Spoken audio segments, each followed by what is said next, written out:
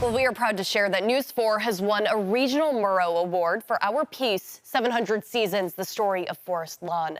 Photojournalist Allison Stibel, senior executive producer Natasha Urich, and I went behind the scenes to learn why, after 175 years, Forest Lawn continues to be the place Western New York can come home to.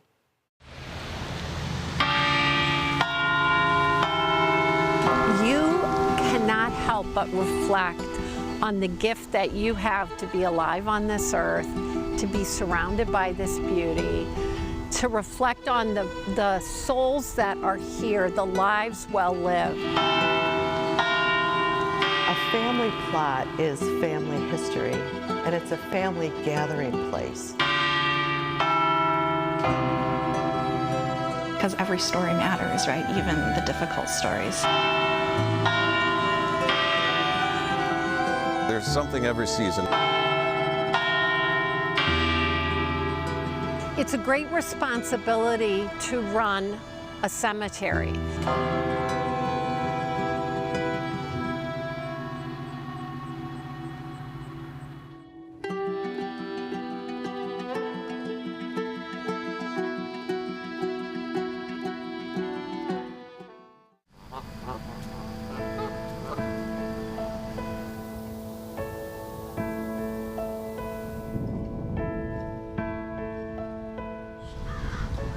If you look around Forest Lawn Cemetery, you'll see signs of life everywhere.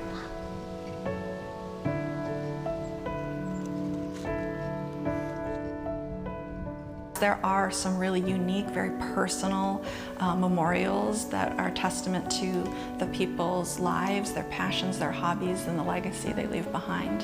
For 175 years, Forest Lawn has been a place where people can come home to. The land was first purchased by a man named Charles Clark when he bought 80 acres to establish what was known then as the Buffalo City Cemetery. They had a fundamental issue, these growing cities, where to place the dead. 80 acres has now grown to nearly 270 acres. Running an active cemetery is a 365-day operation. We sort of have a logistics side of the business. We have a sales side of the business, and we have a grounds side of the business, all really important. With 17 miles of roadway at Forest Lawn, crews must patch, plow, and maintain the roads.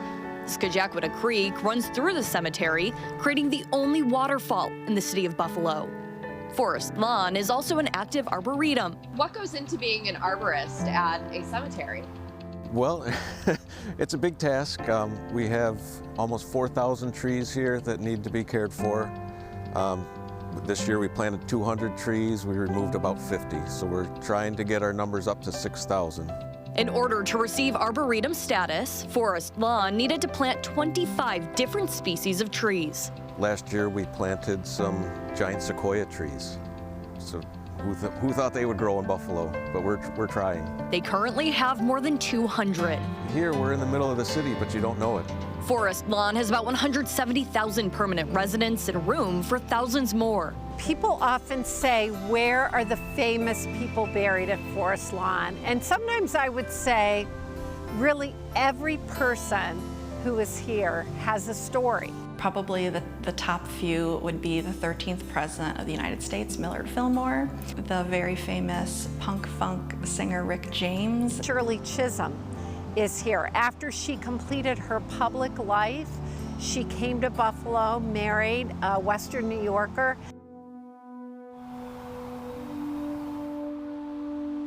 The Field of Valor salutes the men and women who have served our country, with veterans from every conflict since the United States was formed buried there, including several Medal of Honor recipients. Our Field of Valor is really sacred ground.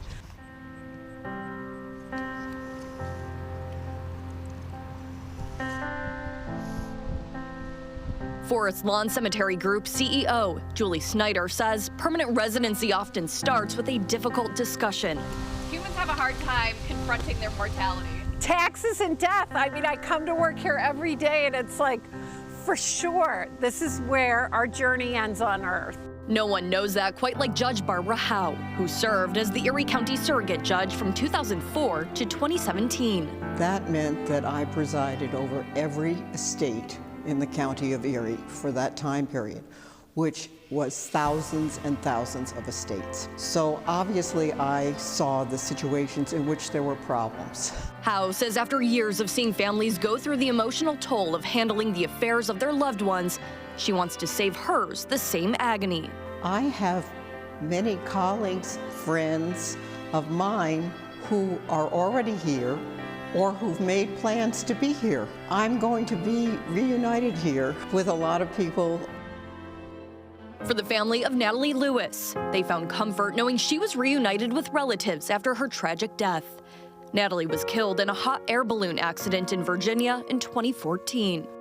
When our daughter unexpectedly died, there was a lot that we had to deal with, and we weren't ready for it. But one thing that really gave us comfort was knowing that there was a family plot here at Forest Lawn Cemetery.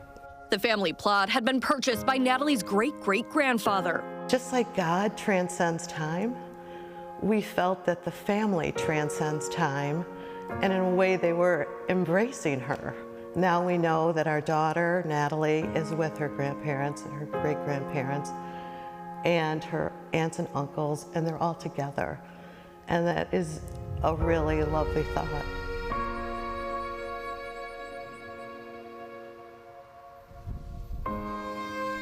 For Western New Yorkers, the cemetery can be a place of grief, but can also bring peace. We were built on that tenet that this was a place for the community to come and take a walk, picnic, ride a bike. And so we're trying to use this anniversary year to remind people that the cemetery offers so much. There are a number of tours covering things like architecture or nature one can find at Forest Lawn. We, as a society, connect cemeteries to death and grief, which of course that is a big part of what a cemetery is about. But it's also a place of remembrance, hopefully remembering happy memories. Events at Forest Lawn also change with the seasons. During October, Fall in the Forest or the Crime and Catastrophe Lantern Tour bring out large crowds. In December, it's all about highlighting the cemetery's permanent residents. At the holidays every year, we have a very famous program called It Was a Wonderful Life. It was a wonderful life. The holiday season is very busy at Forest Lawn. First and foremost, we remain an active cemetery, and this time of year experiencing loss is very difficult. Hundreds of wreaths are placed at graves, as are other tokens of remembrance of the lives lost. At children's graves, infant graves, this time of year, there are small Christmas trees, there are toys, there are presents left. But I would say this time of year, the children's graves are, especially recent losses in our community, are probably the most striking.